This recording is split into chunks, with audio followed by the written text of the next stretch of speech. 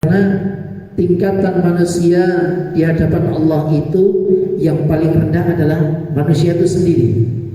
Di atasnya adalah orang muslim. Di atasnya lagi adalah orang yang beriman.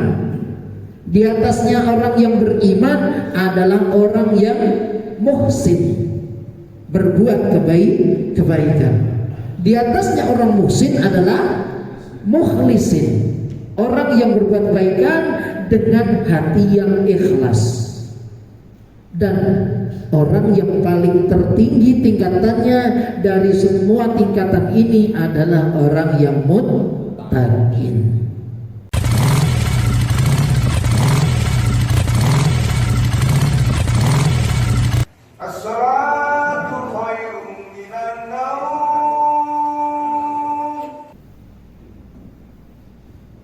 Bismillahirrahmanirrahim. Assalamualaikum warahmatullahi wabarakatuh.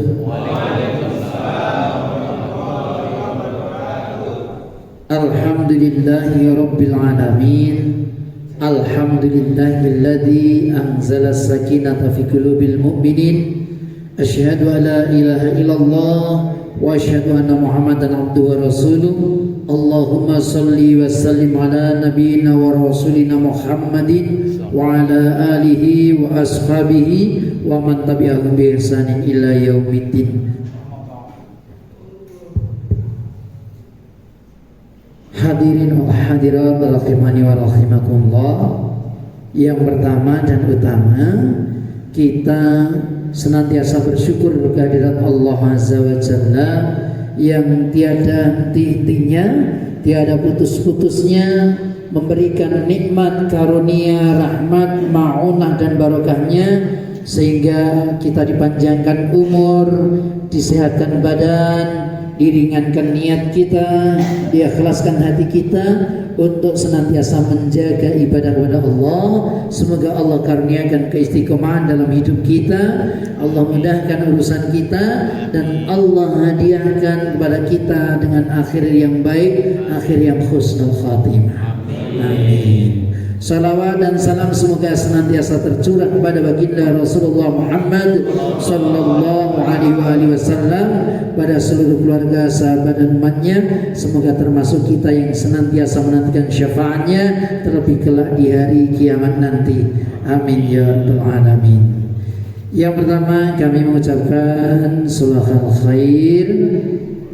Alhamdulillah, ahlan wa sahlan fi hudurikum, sugeng rawuh di Masjid Al-Afiyah As'ad Humam, atau lebih dikenal dengan nama Masjid Qof atau Masjid Ocean View atau masjidnya Bu Afi, masjidnya Kiai As'ad Humam. Masya Allah, ini adalah satu karunia yang sangat istimewa. Enggak ada nyamuk masuk, permisi.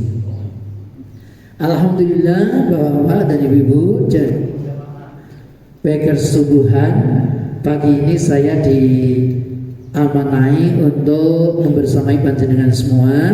Tadi sudah diperkenalkan sedikit oleh Ustaz Azhar.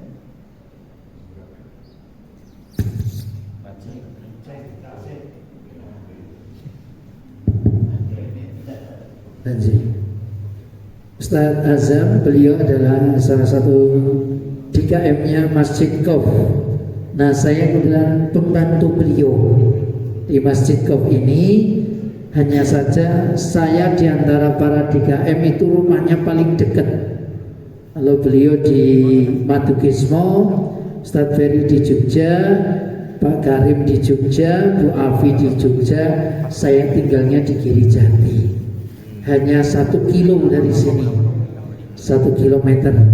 Namun mohon maaf tadi saya datangnya terlambat daripada para hadirin semua, karena qadarullah pagi ini kami harus memberangkatkan 30 rekan-rekan kami untuk melaksanakan pengukuhan KMM, Korps Mubalik Muhammadiyah di PJ Gunung Kidul dari PJ Purwosari. Kebetulan saya ditunjuk di PJ Purwosari. Hari ini saya tidak bisa bersamai ke Sewoko Projo karena ini pagi ini bersamai panjenengan sedoyo, dan nanti jam 9 di tempat ini juga kami mengadakan tarhib Ramadan untuk santri TKA TPA Segiri Jati.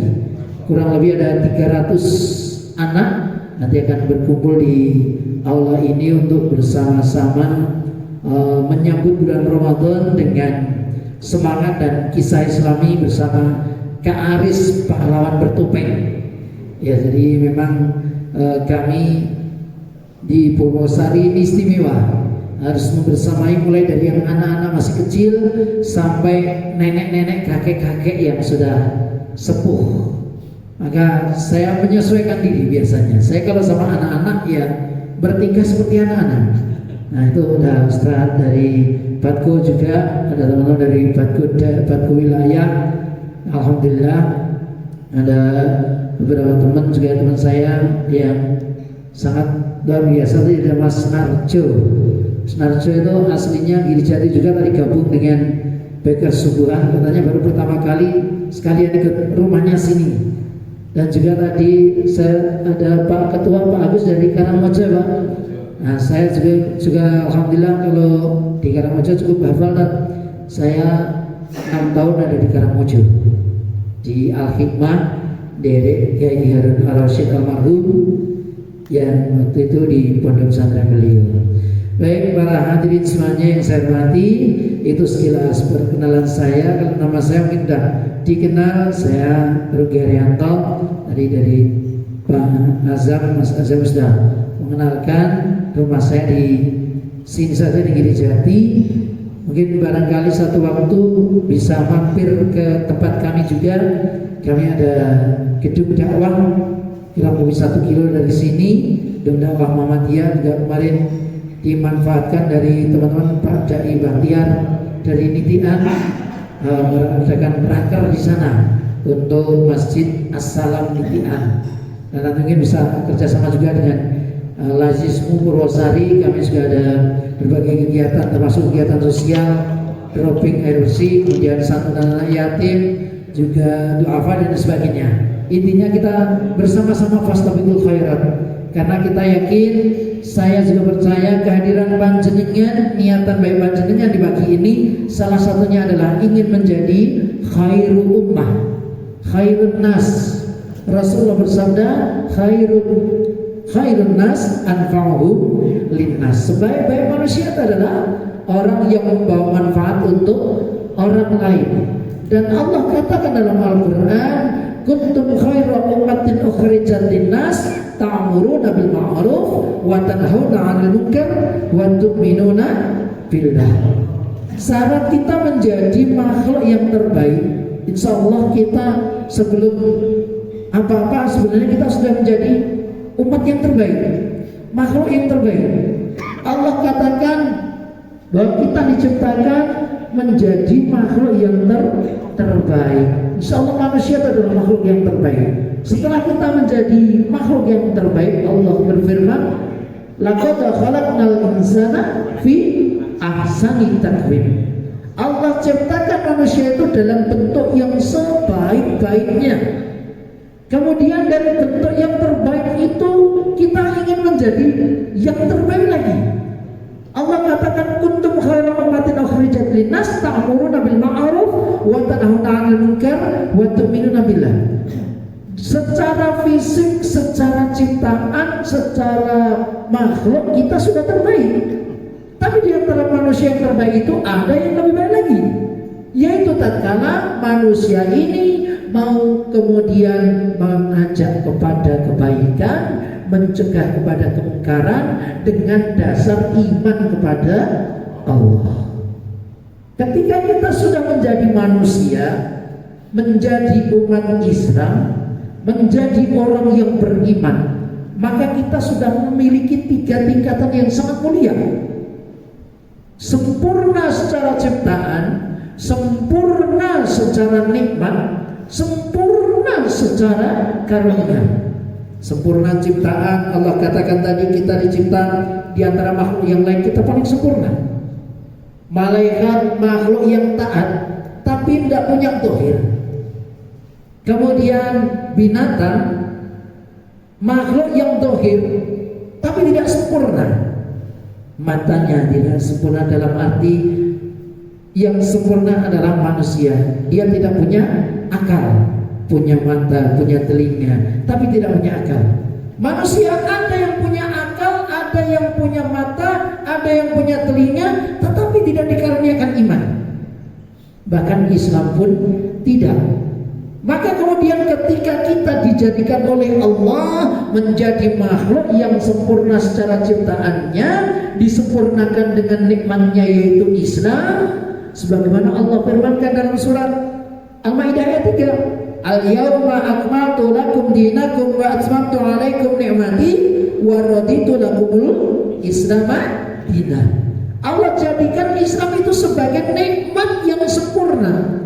Maka ketika kemudian kita menjadi orang Islam, menjadi umat Islam, kita sudah mendapatkan nikmat yang sempurna.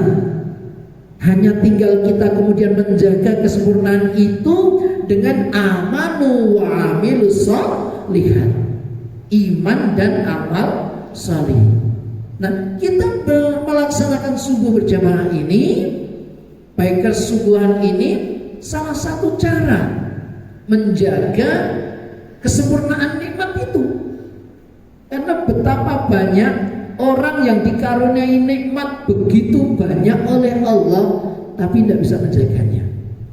Diberikan umur yang panjang, diberikan kecukupan rezeki, diberikan kesehatan badan yang sempurna, yang banyak, tetapi tidak dijaga dengan melaksanakan ketaatan kepada Allah, maka dia pun tidak menjadi umat yang sempurna, umat yang beruntung, umat yang mendapatkan rahmat dari Allah. Maka kemudian kita menjaga subuh kita, jauh tempat panjenengan hadir ke sini tentu dengan niatan yang ikhlas insyaallah, dengan niatan yang baik, mengajak orang untuk berjamaah, mengajak orang untuk berbuat kebaikan, mengajak orang untuk beribadah kepada Allah. Masya Allah, ini adalah salah satu cara kita menjadi umat yang terbaik, khairu ummah. Maka sahabat-sahabat sekalian, setelah kita diciptakan Allah dengan sempurna, Allah titipkan kepada kita karunia yang sempurna, nikmat yang sempurna, ditambah dengan keimanan, sudah sepantasnya kita bersyukur kepada Allah dengan menjaga. Subuh itu adalah ibadah yang berat. Memang Allah jadikan rakaatnya paling sedikit, cukup 2 rakaat. Tetapi ketika kita tahu pahalanya, khairu minad dunya wa ma fiha. Apa yang kita miliki kalau kita tidak bisa menjaga subuh, maka tidak ada artinya. Tidak ada artinya. Sekaya apapun kita, sekuat apapun kita, sesehat apapun kita, kalau kita tidak mampu membuka mata di waktu subuh, maka semuanya seolah tiada artinya. Tetapi begitu berarti ketika kita tidak memiliki apapun, tetapi Allah karuniakan kemudahan dalam hati kita, Allah karuniakan kemudahan dalam hidup kita untuk menjaga ini salat subuh, untuk menjaga ini keimanan, untuk menjaga ini keikhlasan. Masya Allah, itu nikmat yang sangat luar biasa, yang tidak diberikan kepada setiap makhluknya. Maka perlu kita jaga ini. Yang kita jaga adalah niat kita, yang kita jaga adalah keikhlasan kita. Karena tingkatan manusia di hadapan Allah itu yang paling rendah adalah manusia itu sendiri. Di atasnya adalah orang muslim, di atasnya lagi adalah orang yang beriman, di atasnya orang yang beriman adalah orang yang muhsin, berbuat kebaikan. Di atasnya orang muhsin adalah mukhlisin, orang yang berbuat kebaikan dengan hati yang ikhlas. Dan orang yang paling tertinggi tingkatannya dari semua tingkatan ini adalah orang yang muttaqin. Muttaqin ini tidak bisa dilihat secara zahir, hanya sebagian indikatornya saja. Tetapi pada hakikatnya yang menilai, yang memberikan apresiasi, yang mendirikan penilaian tertinggi adalah Allah Azza wa Jalla. Kita tidak bisa mendikte, dia orang yang takwa. Dari mana kamu lihat? Kemana-mana pakai baju takwa, pakai baju koko. Belum tentu. Dia yang nggak pernah pakai baju koko karena memang nggak punya baju koko, bisa jadi lebih takwa. Karena ketakwaan itu bukan diukur dari bajunya, bukan diukur dari busananya atau kedudukannya, tetapi dari perilakunya, dari ketaatannya. Dan semua itu yang mengetahui adalah Allah Azza wa Jalla. Tetapi kita bisa merasakan auranya, kita bisa merasakan faedahnya, kita bisa merasakan kemanfaatannya.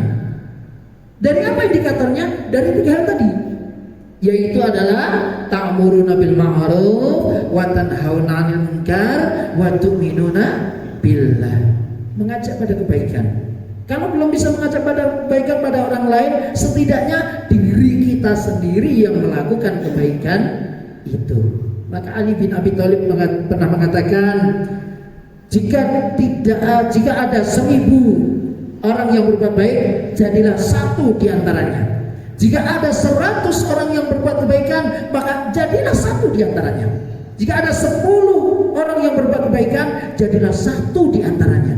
Dan jika ada seorang yang berbuat kebaikan, semoga itu adalah diri kita. Ini adalah spirit bagaimana kita menjaga nikmat Allah ini dengan senantiasa berbuat baik, berbuat kebaikan.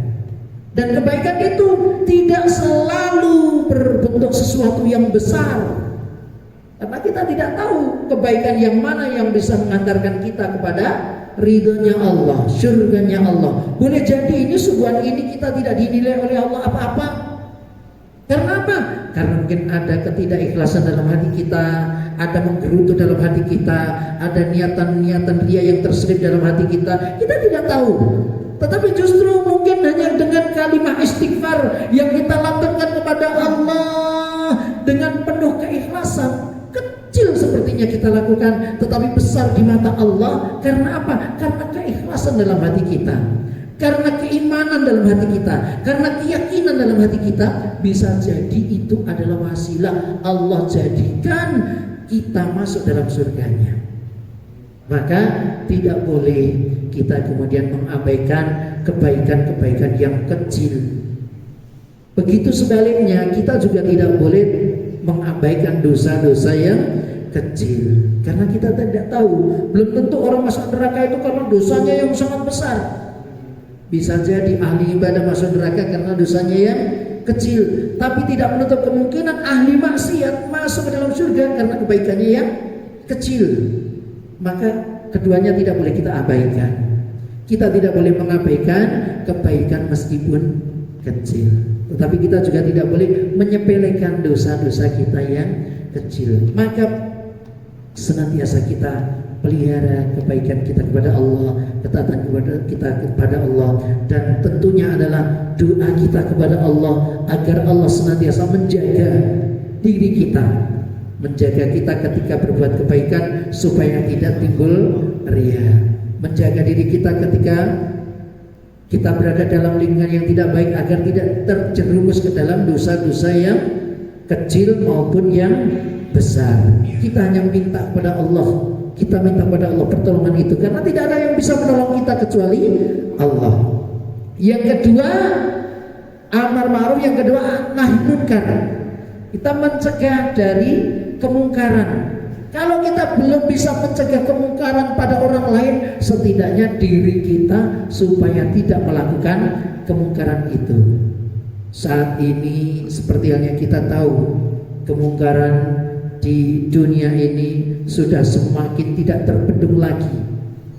Bahkan kabar yang terbaru kita terima, di negara sebelah sudah dihalalkan nikah sesama jenis. Na'udzubillahi min dzalik. Tentu ini adalah satu hal yang sangat memprihatinkan. Data yang sama-sama kita ketahui di Indonesia ini juga sangat luar biasa. Di Jawa Barat, di Jakarta, Jawa Tengah, Jawa Timur, dan di tempat-tempat yang lain begitu dahsyatnya kemaksiatan yang dilakukan oleh umat manusia. Dan kita tahu bahwa Allah itu akan mengazab sebuah umat, sebuah tempat, sebuah kaum itu jama'i, keseluruhan. Rasulullah pernah bercerita pada istri beliau Aisyah, ada sekelompok umat yang hendak kemudian menghancurkan Ka'bah, dihancurkan oleh Allah sampai tidak ada tersisa. Nah kemudian kabilah itu ditanyakan oleh Aisyah, ya Rasul, dalam kabilah itu kan ada orang-orang yang bersama bareng sama kabilah itu, tapi tidak kemudian ingin menghancurkan Ka'bah, hanya kebetulan bareng. Tapi kenapa itu juga dihancurkan ya Rasul? Rasul kemudian katakan, kelak di hari Yaumul Ba'ats, orang-orang ini akan dibangkitkan dalam keadaan sesuai dengan niatnya.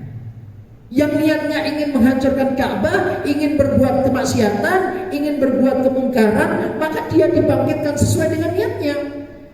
Nah kemudian yang terkena azab bersama orang-orang itu, tetapi niatannya adalah bukan untuk menghancurkan Ka'bah, bukan untuk kemaksiatan, bukan untuk kemungkaran, maka dia akan dibangkitkan sesuai dengan niatnya. Artinya bahwa Allah itu menghukum suatu kaum bukan dipilih saja. Di sini ada kemaksiatan yang dihukum yang maksiat saja. Tidak. Tempat Jogja, kemudian longsor di berbagai tempat. Apakah itu yang terkena hanya orang-orang yang bermaksiat? Tidak. Yang tidak bermaksiat pun juga kena. Maka itulah pentingnya kemudian kita nahi munkar, mencegah terjadinya kemungkaran. Ketika kita belum bisa mencegah pada banyak orang, setidaknya mencegah dari diri sendiri. Dan yang kemudian ketiga, sebagai syarat kita menjadi umat yang terbaik kata Allah adalah tu'minuna billah, beriman pada Allah. Iman ini adalah anugerah. Iman itu tidak bisa diwariskan. Iman itu tidak bisa diperjualbelikan. Iman juga tidak bisa diminta ataupun ditolak. Ketika Allah sudah turunkan hidayah dalam hati kita, maka kemudian kita akan mengikuti apa yang Allah perintahkan. Yang harus kita lakukan adalah bagaimana kita berupaya, berdoa, menjaga keimanan yang ada dalam diri kita. Karena iman itu sifatnya yazidu wa yanqus. Ada kalanya naik, ada kalanya turun.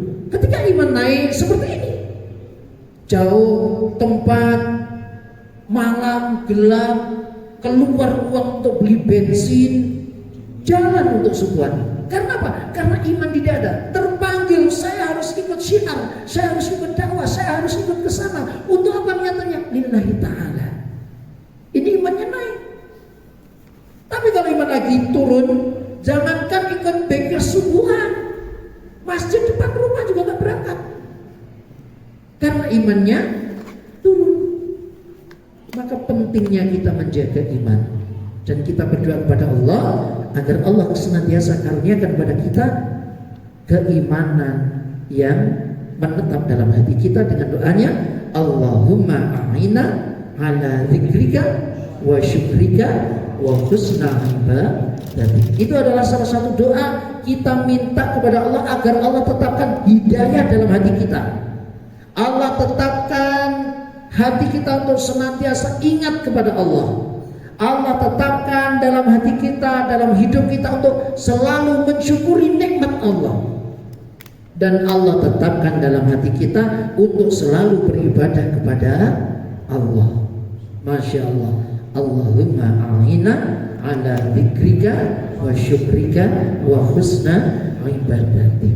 Salah satu nikmat yang tidak terukur itu ketika hati kita selalu merasa bergetar, selalu merasa risau, selalu merasa galau. Ketika sudah tiba waktunya kita bersujud kepada Allah, tetapi diri kita sedang terhalang.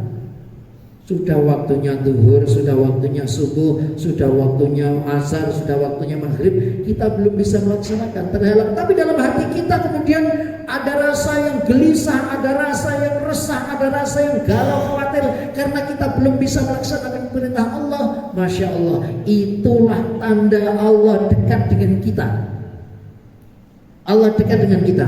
Tetapi ketika hati kita merasa enjoy saja, ada kemaksiatan kita enjoy, ada kemungkaran bahkan dalam diri kita jauh dari Allah, kita merasa enjoy, tidak ada rasa bersalah, tidak ada rasa takut, tidak ada rasa gelisah.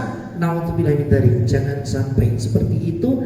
Jangan-jangan Allah saat itu jauh dari kita, iman kita sedang menjauh dari hati kita. Maka sahabat-sahabat sekalian, mari senantiasa kita jaga niatan kita. Peker subuhan berangkat bukan hanya sekedar sensasi untuk kemudian biar terlihat, ini loh geng motor Islami. Bukan seperti itu. Tetapi niat kita adalah ta'muruna bil ma'ruf wa tanhauna 'anil munkar, dan dalam rangka menjaga keimanan kita kepada Allah. Jika kemudian ada 1, 2, 3, 4, 100, 200 orang yang kemudian bergabung pada kita, semoga itu menjadi wasilah. Siapa dulu yang mengawali menjadi jariah, kita yang melaksanakan menjadi jariah kebaikan juga.